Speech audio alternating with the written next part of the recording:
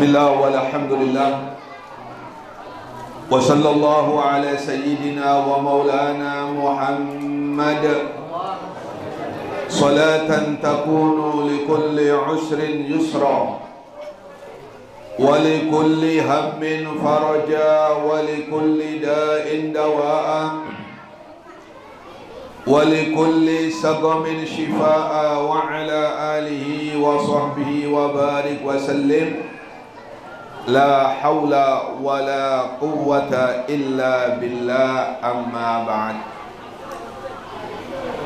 Yang saya muliakan dan dimuliakan oleh Allah Subhanahu wa ta'ala, para sesepuh, bini sepuh, tokoh masyarakat, segenap pengurus Musalla Darun Najah yang tidak bisa saya sebutkan satu persatu dan nama-nama beliau, namun tanpa mengurangi rasa hormat saya atas kemuliaan beliau-beliau, utamanya kepada Bapak Longkek, Bapak Haji Muslaini, Mas Edi, dan juga kepada Ustadz Abdul Mu'tin. Mudah-mudahan beliau-beliau panjangkan umur oleh Allah Subhanahu wa ta'ala, diberikan kesehatan oleh Allah Subhanahu wa ta'ala, segala penyakitnya disembuhkan oleh Allah Subhanahu wa ta'ala, diluaskan rezekinya oleh Allah Subhanahu wa ta'ala, hajat-hajatnya dikabulkan oleh Allah Subhanahu wa ta'ala. Dan tak lupa yang saya muliakan dan saya banggakan, ibu-ibu yang menghias pisang-pisang menjadi hiasan yang sangat antik sekali, tiada lain demi memuliakan kelahiran Nabi Muhammad sallallahu alaihi wasallam. Mudah-mudahan jerih payah ibu-ibu semuanya, segenap panitia yang berusaha untuk meramaikan acara peringatan Maulid Nabi Muhammad sallallahu alaihi wasallam dibalas oleh Allah Subhanahu wa taala dengan balasan yang lebih sempurna dan lebih berkah. Amin ya rabbal alamin. Hadirin hadirat yang saya muliakan dan dimuliakan oleh Allah Subhanahu wa taala. Alhamdulillah, pujian rasa syukur kita kepada Allah Subhanahu wa taala, ungkapan terima kasih kita kepada Allah, yang mana bersama-sama di malam hari ini kita diajak oleh segenap panitia Musalla Darun Najah untuk memperingati peringatan Maulid Nabi Muhammad sallallahu alaihi wasallam. Mudah-mudahan kelak di yaumil kiamat kita semua mendapatkan syafaat Nabi Muhammad sallallahu alaihi wasallam. Acara di malam hari ini sungguh acara yang sangat luar biasa. Yang pertama, khatmul Quran, yaitu khataman Al-Quran, yang mana kata Nabi Muhammad, tidaklah seseorang berdoa meminta kepada Allah ketika dalam acara khatmul Quran dikabulkan oleh Allah Subhanahu wa ta'ala. Mudah-mudahan doa-doa kita dikabulkan Allah Subhanahu wa ta'ala, dan mudah-mudahan kita diselamatkan Allah Subhanahu wa ta'ala di dunia dan di akhirat. Amin ya rabbal alamin. Sedangkan yang kedua, yaitu pembacaan Maulid Nabi Muhammad sallallahu alaihi wasallam. Al-Habib Ali Al-Habsyi dalam salah satu syair beliau mengatakan, tidaklah dibaca di situ Maulid Nabi Muhammad sallallahu alaihi wasallam terkecuali dosa-dosa orang yang ada di dalamnya diampuni oleh Allah Subhanahu wa taala. Mudah-mudahan dosa-dosa kita diampuni oleh Allah Subhanahu wa taala. Kemudian yang ketiga, sama-sama kita saksikan, yaitu santunan terhadap anak yatim. Nabi Muhammad paling perhatian terhadap anak yatim. Sebab Nabi Muhammad Allah jadikan yaitu menjadi anak yatim piatu. Nabi pernah mengatakan, ana wa kafilul yatim kahataini fil jannah. Aku beserta orang yang menyantuni anak yatim seperti dua jari ini, yakni saking dekatnya dengan Nabi Muhammad sallallahu alaihi wasallam. Mudah-mudahan semakin bulan semakin banyak yang ikut andil untuk menyantuni anak-anak ya yatim. Amin ya rabbal alamin. Sedangkan yang keempat, kita bersama-sama seluruh rangkaian acara, yaitu untuk memperingati Maulid Nabi Muhammad sallallahu alaihi wasallam. Tidak ada satupun hari atau bulan yang lebih mulia dari hari kelahiran Nabi Muhammad sallallahu alaihi wasallam. Nabi pernah mengatakan,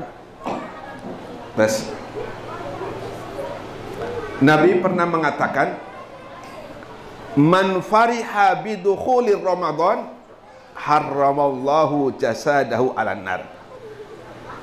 Kata Nabi, barang siapa yang gembira ketika masuknya bulan Ramadan, maka diharamkan oleh Allah Subhanahu wa taala jasanya untuk disentuh api neraka. Ramadan ada karena siapa? Ramadan diwujudkan oleh Allah Subhanahu wa taala sebab siapa? Sebab Nabi Muhammad sallallahu alaihi wasallam. Kalau seseorang gembira dengan masuknya bulan Ramadan, jasadnya diharamkan oleh Allah Subhanahu wa taala untuk disentuh api neraka. Bagaimana kalau seseorang yang gembira dengan lahirnya peringatan Maulid Nabi Muhammad sallallahu alaihi wasallam yang saat ini kita bersama-sama menghadirinya? Ibu-ibu luar biasa, tenaganya dikerahkan semuanya. Bapak-bapak sebagian hartanya digunakan untuk memperingati Maulid Nabi Muhammad SAW. Mudah-mudahan semuanya dijadikan orang sugih oleh Allah Subhanahu wa taala. Ibu-ibu dijadikan orang sugih oleh Allah Subhanahu wa taala. Bapak-bapak yang semua sugih. Amin ya rabbal alamin. Al-Imam Al-Hafidh Al-Habib Abdurrahman Ad-Dibai, di dalam Maulid Ad-Diba, beliau menerangkan detik-detik kelahiran Nabi Muhammad sallallahu alaihi wasallam. Dikatakan oleh beliau, fahtazzal arsu taraba wastibsyara wasdadal kursi yuhaibata wa waqara wamtala'atis samawatu anwara wa dhajjatil malaikatu tahlilan wa tamjidan wastighfara. Dikatakan fahtazzal arsu taraba wastibsyara. Ars, ya. Tahu ars enggak, Bu? Ibu tahu ars enggak, Bu? Bapak-bapak tahu ars enggak? Enggak ada yang tahu. Ibu-ibu tahu ars enggak? Enggak tahu, Bu. Bapak-bapak tahu ars enggak? Enggak ada yang tahu, sama kita semua enggak ada yang tahu ars. Namun ars ini diantara makhluk yang sangat dahsyat. Ars ini termasuk makhluk yang agung dan diagungkan oleh Allah Subhanahu wa taala. Ars di detik-detik kelahiran Nabi Muhammad sallallahu alaihi wasallam ini bergoncang bergembira dengan kelahiran Nabi Muhammad sallallahu alaihi wasallam. Padahal ini ars. Ars kalau dibandingkan dengan kita lebih mulia, kita umat Nabi Muhammad sallallahu alaihi wasallam. Tiada lain, ars ini bergoncang. Ars ini bergembira di detik-detik kelahiran Nabi Muhammad sallallahu alaihi wasallam sebagai ungkapan terima kasih kepada Nabi Muhammad sallallahu alaihi wasallam. Sebab ars ini diciptakan oleh Allah Subhanahu wa taala pun berkat Nabi Muhammad sallallahu alaihi. Tidak ada satupun jagat raya ini dan seluruh isinya, mereka semua diwujudkan oleh Allah Subhanahu wa taala.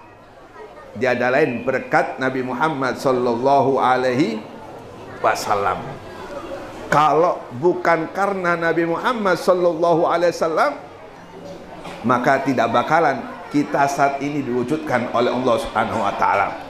Maka Allah Subhanahu wa taala di dalam hadits qudsi mengatakan, abdi lam tashkurni. Kata Allah Subhanahu wa taala, hambaku tidak aku anggap terima kasihnya kepada aku manakala ia tidak berterima kasih kepada seseorang yang menjadi sebabnya alam ini diwujudkan oleh Allah Subhanahu wa taala, yaitu Nabi Muhammad sallallahu alaihi. Siapapun yang tidak berterima kasih terhadap Nabi Muhammad sallallahu alaihi wasallam tidak dianggap berterima kasih kepada Allah Subhanahu wa taala. Malam yashkurin nas lam yashkurillah. Siapapun yang tidak berterima kasih kepada manusia, dia tidak dianggap berterima kasih kepada Allah Subhanahu wa taala. Contoh, seandainya Pak Longkek datang ke rumah, mungkin habis dapat rezeki nomplok, ya, bahasa Jawanya nomplok. Amin, mudah-mudahan. Allahumma sugih. Amin. Pak Longkek ke rumah, alhamdulillah Bib, ada apa Pak Longkek? Ini Bib, rezeki sedikit Bib, 1M. Ini enggak sedikit Pak Longkek, banyak nih Pak Longkek. Sedikit Bib daripada apa yang aku dapatkan. Memang Pak Longkek dapat uang berapa? 20 T. Oh. Dari mana Pak Longkek? Alhamdulillah tadi malam jatuh dari langit. Amin. Amin. Tadi malam jatuh dari langit, dihitung-hitung sampai 2 hari baru selesai. 2 hari baru 2 hari baru selesai. Maka dari 20 T tersebut dikasihkan saya 1. Makanya beliau menganggap sedikit dibandingkan yang beliau dapatkan. Maka ketika saya ini dikasih oleh beliau 1M, seandainya saya tidak berterima kasih kepada beliau, maka saya tidak dianggap berterima kasih kepada Allah Subhanahu wa taala. Ini bukan dari Pak Longkek, ini dari Allah Subhanahu wa taala. Pulang sudah Pak Longkek. Nah, seandainya berarti saya tidak dianggap berterima kasih kepada Allah Subhanahu wa taala. Kenapa? Karena saya tidak berterima kasih kepada Pak Long. Malam yashkurin nas lam yashkurillah. Siapa yang tidak berterima kasih kepada manusia, maka tidak dianggap berterima kasih kepada Allah Subhanahu wa taala. Maka malam hari ini, sebagaimana Aras mengungkapkan rasa terima kasihnya kepada Nabi Muhammad, Aras bergoncang menyambut kelahiran Nabi Muhammad, maka malam hari ini pun kita bersama-sama mengungkapkan terima kasih kita kepada Nabi Muhammad sallallahu alaihi wasallam sebagai ungkapan terima kasih kita kepada Nabi Muhammad sallallahu alaihi wasallam atas seluruh nikmat-nikmatnya, karena tiada lain karena jasa Nabi Muhammad sallallahu alaihi wasallam. Kemudian Aras bergoncang menyambut kelahiran Nabi Muhammad. Fahtazzala arsu taraba wastibsara wasdadal kursi yuhaibada wa waqara. Kursi Allah Subhanahu wa taala, ya, jangan dibayangkan tempat duduknya Allah Subhanahu wa taala, ya. Ya, kursi ini jangan dianggap tempat duduknya Allah Subhanahu wa taala. Wasdadal kursi yuhaibata wa waqara. Kursinya Allah Subhanahu wa taala ini makin berhaibah. Kursi Allah Subhanahu wa taala sudah dimuliakan oleh Allah Subhanahu wa taala ketika hari lahirnya Nabi Muhammad sallallahu alaihi wasallam. Kursi Allah Subhanahu wa taala ini menjadi makin berwibawa dan makin mulia berkat kelahiran Nabi Muhammad sallallahu alaihi wasallam. Maka seluruh apapun yang dimuliakan oleh Allah Subhanahu wa taala itu sumbernya dari Allah Subhanahu wa taala. Tidak ada satupun yang dimuliakan oleh Allah terkecuali itu karena sumbernya dari Nabi Muhammad sallallahu alaihi wasallam. Bahkan dikatakan oleh Al-Imam Ali Ar-Ridha, salah satu solawat beliau, Beliau mengatakan, Allahumma salli ala man sarraf, Allahumma salli ala man sarrafatis salatu bisolati alaih. Ya Allah, limpahkanlah salawat kepada orang yang mana salat ini menjadi mulia karena Nabi Muhammad sallallahu alaihi. Jadi bukan Nabi mulia di dalam salat, bukan nama Nabi mulia di dalam salat, namun salat ini menjadi mulia karena di dalam salat disebutkan nama Nabi Muhammad sallallahu alaihi wasallam. Maka siapapun yang di dalam diri seseorang tertanam kecintaan terhadap Nabi Muhammad, siapapun yang dalam diri seseorang selalu hadir Nabi Muhammad sallallahu alaihi wasallam, maka dia pasti bakal dimuliakan oleh Allah Subhanahu wa taala. Sebab sudah janji dari Allah Subhanahu wa taala, sebagaimana sabda Nabi Muhammad sallallahu alaihi wasallam, siapapun yang di dalam hati seseorang terbersit atau terbenam kecintaan terhadap Nabi Muhammad sallallahu alaihi wasallam, diharamkan oleh Allah Subhanahu wa taala untuk disentuh api neraka. Ini modal kita. Modal kita cukup cinta. Yuhsyarul mar'u ma'aman ahab, kata Nabi. Seseorang kelak bakal dikumpulkan oleh Allah Subhanahu wa taala bersama yang ia cintai.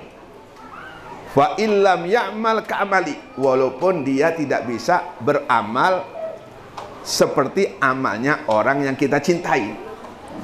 Kita semua mengaku cinta Nabi Muhammad sallallahu alaihi wasallam, tapi saya yakin saya tidak bakal bisa meniru amalan Nabi Muhammad sallallahu alaihi wasallam.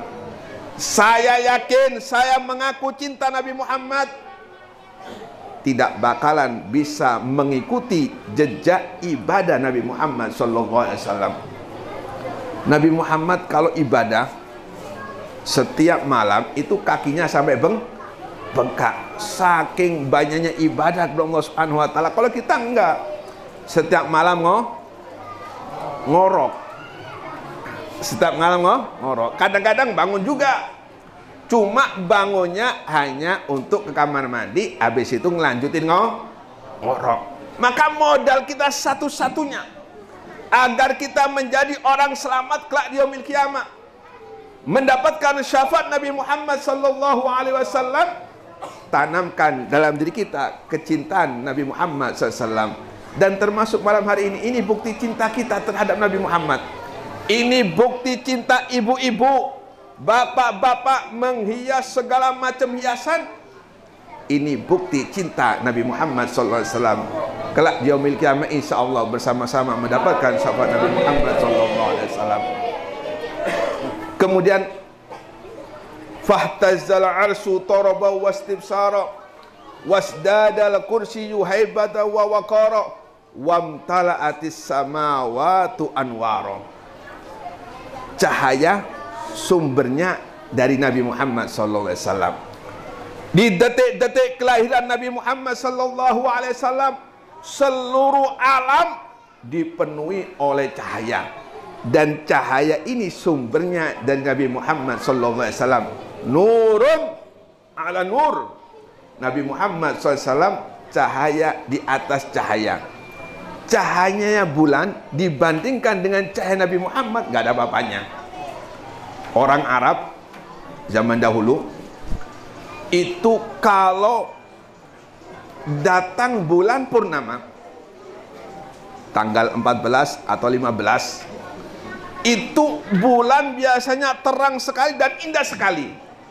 Mereka orang-orang Arab, orang-orang Mekah, orang-orang Madinah pada keluar rumah untuk menyaksikan keindahan bulan purnama. Ketika mereka asik menyaksikan pemandangan bulan purnama yang begitu indah, tiba-tiba Nabi Muhammad lewat. Ketika Nabi Muhammad lewat, pandangan orang-orang Arab berpaling kepada Nabi Muhammad sallallahu alaihi wasallam. Bulan yang begitu indah cahayanya, begitu terang cahayanya.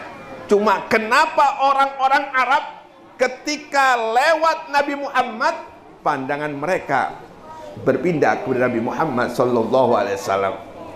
Sampai dikatakan oleh Al-Habib Ali Al-Habsyi dalam Maulid Syimtud Durar, ya gharul badru min husni wajhi. Rembulan cemburu kepada Nabi Muhammad sallallahu alaihi. Kenapa? Saking indahnya wajah Nabi Muhammad SAW. Seluruh keindahan yang kita saksikan, seluruh keindahan yang diwujudkan oleh Allah Subhanahu wa taala, itu sumbernya dari keindahan Nabi Muhammad sallallahu alaihi wasallam. Seluruh cahaya yang terang itu sumbernya dari Nabi Muhammad sallallahu alaihi wasallam. Maka sering kita dengarkan bagaimana cerita Sayyidatuna Aisyah. Sayyidatuna Aisyah pernah rumahnya habis minyak. Ketika beliau asik-asik ya menjahit bajunya, tiba-tiba minyaknya habis. Dan bersertaan dengan itu, jarum yang dibawa oleh Sayyidatuna Aisyah jatuh. Maka beliau mencari, nggak ketemu. Kenapa? Karena nggak ada penerangan, nggak ada lampu, minyaknya habis. Cuma tidak lama Nabi Muhammad masuk ke rumah. Ketika Nabi Muhammad masuk ke rumah, maka rumah tersebut dipenuhi dengan cahaya yang begitu luar biasa, mengalahkan 1000 watt. Saking terangnya dan indahnya wajah Nabi Muhammad, seluruh yang ada di tanah dapat disaksikan oleh Sayyidatuna Aisyah. Jangankan jarum, lebih kecil dari jarum, Sayyidatuna Aisyah bisa melihat karena cahaya Nabi Muhammad sallallahu alaihi wasallam. Beliau mengatakan, ma'at wa wajhuka ya Rasulullah, wahai Rasulullah, betapa terangnya wajahmu, kata Sayyidatuna Aisyah, wajah Nabi Muhammad sallallahu alaihi. Maka kata beliau, na'am ya wa ya Aisyah, wailun liman lam yarani yaumal qiyamah. Wajahku sangat terang, tapi celaka bagi siapa saja yang kelak di yaumil qiyamah tidak bisa memandangku, kata Nabi Muhammad SAW. Orang yang tidak dapat memandang wajah terang Nabi Muhammad di yaumil qiyamah, ini tanda-tanda orang yang tidak bakal mendapatkan syafaat Nabi Muhammad SAW. Maka mudah-mudahan kita kelak di yaumil qiyamah mendapatkan syafaat Nabi Muhammad SAW. Sebab tidak ada satu pun yang kita harapkan kecuali syafaat Nabi Muhammad SAW. Jangankan diri kita, para sahabat Nabi Muhammad, mereka orang yang ahli ibadah. Para wali-wali Allah, mereka orang ahli ibadah. Semuanya mengharapkan syafaat Nabi Muhammad SAW. Apalagi kita yang banyak dosa kepada Allah Subhanahu wa ta'ala. Maka kata Nabi, wahilun, celaka wahai Aisyah, siapapun kelak di yaumil qiyamah yang tidak bisa memandang terangnya wajahku ini, berarti tanda-tanda orang tersebut tidak mendapatkan syafaat Nabi Muhammad sallallahu alaihi. Kalau seseorang tidak mendapatkan syafaat Nabi Muhammad, berarti tempatnya di mana? Tempatnya di mana? Di neraka. Kenapa? Sebab satu-satunya bisa menyelamatkan yaitu syafaat Nabi Muhammad.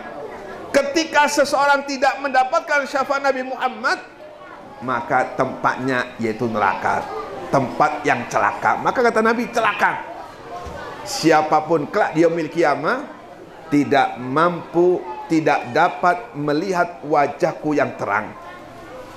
Tanda orang ini tidak mendapatkan syafaat Nabi Muhammad SAW. Maka Sayyidatuna Aisyah, beliau bertanya, ya Rasulullah, siapakah mereka gerangan orang celaka? Siapakah wahai Rasulullah kelak di yaumil qiyamah?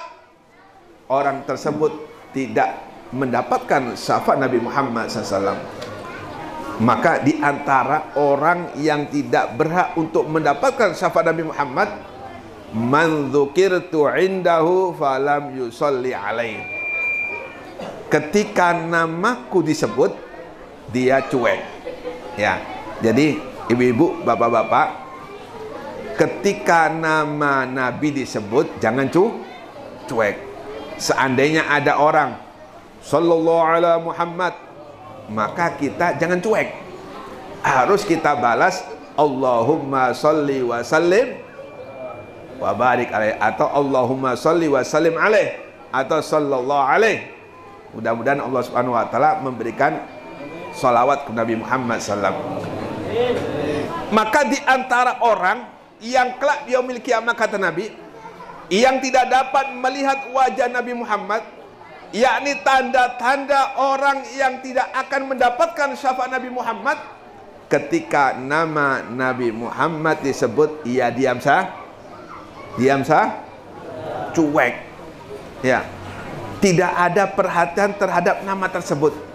Padahal nama tersebut adalah nama yang sangat dimuliakan oleh Allah Subhanahu wa taala. Nama tersebut nama yang diistimewakan oleh Allah Subhanahu wa taala semenjak diwujudkannya nurnya. Ini betul-betul dijaga oleh Allah Subhanahu wa taala. Ketika nabi-nabi diutus oleh Allah Subhanahu wa taala, ketika para utusan diutus oleh Allah Subhanahu wa taala, pasti mereka dikenalkan dengan nama yang mulia ini, yaitu Nabi Muhammad sallallahu alaihi wasallam. Orang yang memuliakan nama ini dimuliakan oleh Allah Subhanahu wa taala. Orang yang menghinakan nama ini dihinakan oleh Allah Subhanahu wa taala, siapapun dia. Siapapun yang menghinakan nama tersebut, nama Nabi Muhammad, pasti dihinakan Allah Subhanahu wa taala. Dan siapa yang memuliakan nama Nabi Muhammad dimuliakan oleh Allah Subhanahu wa taala. Kita semua sering kita ceritakan malaikat. Bagaimana malaikat dihinakan oleh Allah. Ketika Nabi Muhammad Isra dan Mi'raj menghadap kepada Allah Subhanahu wa taala dan melewati satu malaikat, dan malaikat ini enggak berdiri, tanda memuliakan tanda memuliakan Nabi Muhammad dihinakan oleh Allah Subhanahu wa taala. Nabi lewat, malaikat diam saja. Malaikat ini enggak memuliakan. Bukan berarti enggak memuliakan. Malaikat ini memuliakan, cuma enggak berdiri. Biasanya di Jawa itu kalau ada orang-orang tua, kiai-kiai tua lewat, biasanya di antara tanda memuliakan yaitu berdiri. Malaikat memuliakan Nabi Muhammad cuma nggak berdiri. Nabi Muhammad lewat, malaikat cuek saja. Maka karena malaikat ini tidak benar-benar takdim kepada Nabi Muhammad, malaikat ini nggak benar-benar memuliakan Nabi Muhammad, dihinakan oleh Allah Subhanahu wa taala. Yang tadinya luar biasa, singgasananya luar biasa, sayapnya beribu-ribu sayap, langsung dipatahkan oleh Allah Subhanahu wa taala seluruh sayap-sayapnya dan dihinakan oleh Allah Subhanahu wa taala.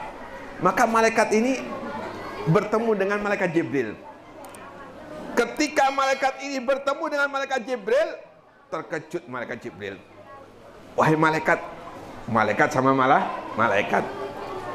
Kata Jibril, wahai malaikat, bukankah engkau kemarin dimuliakan oleh Allah Subhanahu wa taala? Bukankah engkau kemarin berada di tempat singgasana yang istimewa, tapi kenapa engkau saat ini dihinakan oleh Allah Subhanahu wa taala? Apa kata malaikat tersebut? Wahai Jibril, memang aku kemarin dimuliakan oleh Allah Subhanahu wa taala. Aku kemarin sangat diistimewakan oleh Allah Subhanahu wa taala, tapi wahai Jibril, ketika Nabi lewat di hadapanku, aku gak berdiri. Dan sebab inilah wahai Jibril, aku dihinakan oleh Allah Subhanahu wa taala. Wahai Jibril, kata malaikat, mintakan tolong kepada Allah Subhanahu wa taala agar aku diampuni oleh Allah Subhanahu wa taala. Maka Jibril langsung menghadap Allah Subhanahu wa taala, melaporkan bahwasanya malaikat ini pengen diampuni oleh Allah Subhanahu wa ta'ala. Apa kata Allah? Wahai Jibril, kalau malaikat itu pengen aku ampuni dan malaikat itu pengen aku kembalikan kemuliaannya, suruh membaca sholawat kepada Nabi Muhammad SAW sebanyak tiga kali. Maka Jibril datang kepada malaikat tersebut, wahai malaikat, Allah akan mengampuni engkau apabila engkau membaca sholawat atas Nabi Muhammad SAW. Maka malaikat ini membaca sholawat. Dengan bacaan sholawat tersebut, maka malaikat tersebut diampuni oleh Allah Subhanahu wa Ta'ala, dan malaikat tersebut kembali diistimewakan oleh Allah Subhanahu wa Ta'ala. Siapapun yang di dalam dirinya selalu terbersit nama Nabi Muhammad, siapapun yang di dalam dirinya ada nama Nabi Muhammad sallallahu alaihi wasallam, pasti bakal dimuliakan oleh Allah Subhanahu wa Ta'ala. Apalagi kalau gemar membaca sholawat. Ibu gemar sholawat enggak, Bu? Berapa kali membaca sholawat, Bu? Bapak-bapak baca sholawat enggak tiap hari? Ngitung tasbih apa ngitung apa? Ya, mudah-mudahan dengan kita bersama-sama malam hari ini dihadirkan Allah Subhanahu wa Ta'ala untuk memperingati Maulid Nabi Muhammad. Mudah-mudahan kita digemarkan untuk selalu membaca sholawat kepada Nabi Muhammad sallallahu alaihi wasallam. Orang yang membaca sholawat ini kemuliaannya luar biasa. Sebab siapapun yang membaca sholawat terhadap Nabi Muhammad sallallahu alaihi wasallam langsung dibalas oleh Allah dengan 10 sholawatan. Kata Nabi, man shalla alayya sholatan wahidatan sallallahu alaihi asra, atau kama qala. Barang siapa yang membaca 1 sholawat kepadaku, maka dibalas oleh Allah Subhanahu wa Ta'ala dengan 10 sholawat. 1 sholawat dibalas oleh Allah Subhanahu wa Ta'ala dengan 10 sholawatan. Dan sholawat Allah kepada hambanya yaitu rahmat. Kapan kita membaca 1 sholawat kepada Nabi Muhammad, maka Allah berikan kita 10 rahmat. Al-Habib Abdullah pernah mengatakan, lau sallallahu ala abdihi marratan wahidatan lakafahu syarafan wa karamatan wa kaifa bi asri salatin likulli salatin yusalliha al-muslimu ala nabiyin. Kata Al-Habib Abdullah Haddad, seandainya seseorang itu diberi rahmat oleh Allah Subhanahu wa Ta'ala 1 rahmat saja, maka cukup baginya kemuliaan di dunia dan di akhirat.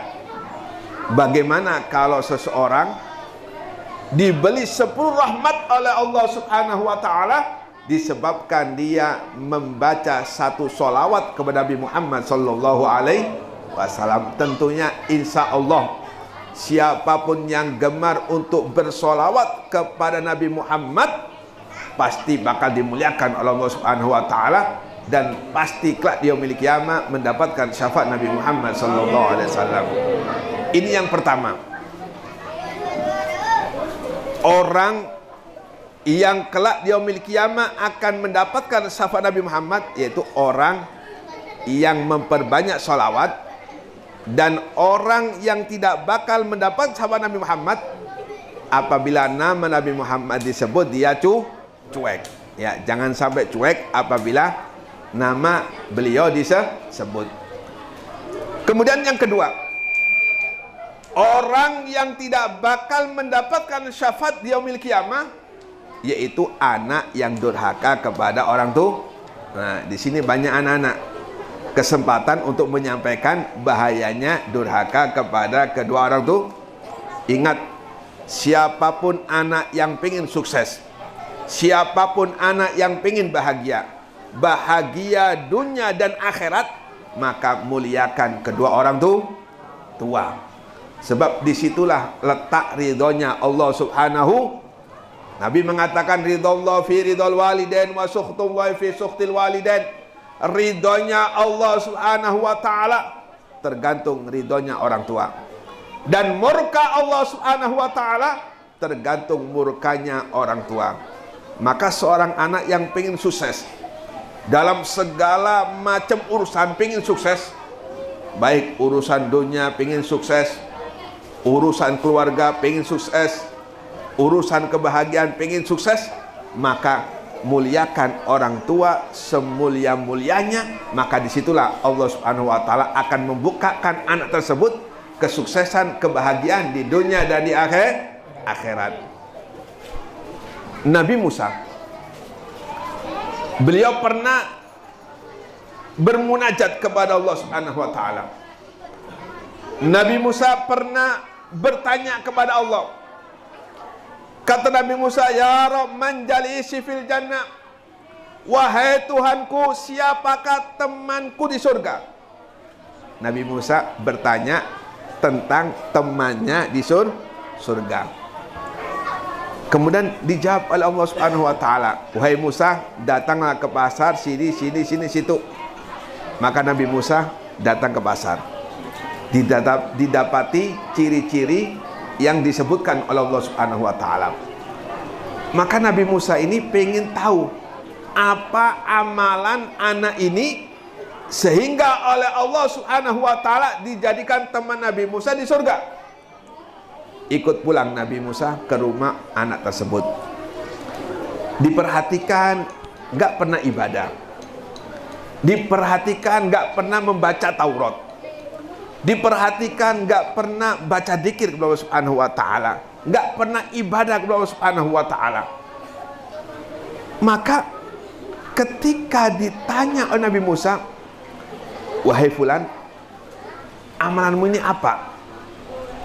Kata anak tersebut, "Wahai Nabi Musa, aku nggak punya amalan apa-apa. Aku nggak punya kegiatan untuk berzikir kepada Allah Subhanahu wa Ta'ala. Aku nggak pernah ibadah Allah Subhanahu wa Ta'ala. Cuma aku iman kepada Allah Subhanahu wa Ta'ala. Aku tidak pernah membaca kitab Taurat yang diturunkan kepada engkau, karena aku sibuk mengurusi orang tuaku. Aku sibuk mulai pagi sampai malam, yaitu berbakti atau mengurusi orang tua." Maka sebab inilah kata Nabi Musa, menghabarkan kepada anak tersebut, "Selamat," kata Nabi Musa. "Selamat wahai fulan, ketahuilah bahwasanya engkau kelak di yaumil qiyamah menjadi temanku di surga, sebagaimana yang dikatakan oleh Allah Subhanahu wa Ta'ala, berkat berbakti memuliakan kepada orang tua." Kunci kesuksesan seorang anak yaitu berbakti kepada orang tua. Dan siapapun yang tidak berbakti kepada orang tua, lebih-lebih dia menyakiti hati orang tua, maka mau tidak mau dia pasti bakal menjadi orang sengsara di dunia, lebih-lebih kelak di yaumil qiyamah. Maka ingat anak-anak semuanya, kalau Anda ingin dimuliakan oleh Allah, kalau Anda ingin sukses urusan dunia dan akhirat, maka yang nomor satu yaitu pegangi orang tua, muliakan orang tua, taruh orang tua ada di atas kepala, bukan digendong kepala ya. Maksudnya muliakan semulia-mulianya. Anda rela nggak makan demi orang tua, Anda rela segalanya hanya demi orang tua. Pernah Sayyidina Umar bin Abdul Aziz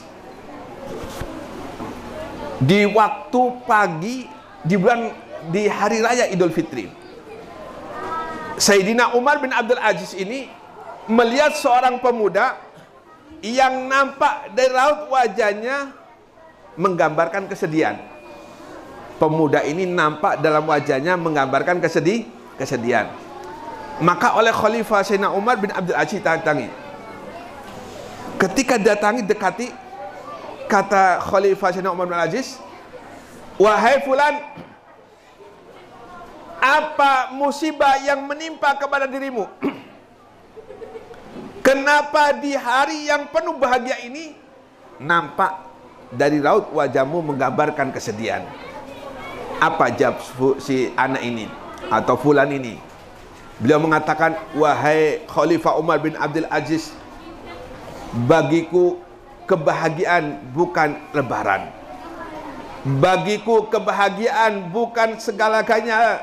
Bagiku kebahagiaan apabila aku mendapatkan ridho dari kedua orang tua." Inilah kunci atau rumus kebahagiaan yaitu ketika kita mendapatkan ridho dari orang tua kita, maka jangan disia-siakan. Yang masih mempunyai orang tua, datangi orang tua, mintalah ridhonya orang tua. Apabila pernah menyakiti hati orang tua, maka datangi orang tua dan minta ampun kepada orang tua, karena orang tua pernah kita sakiti.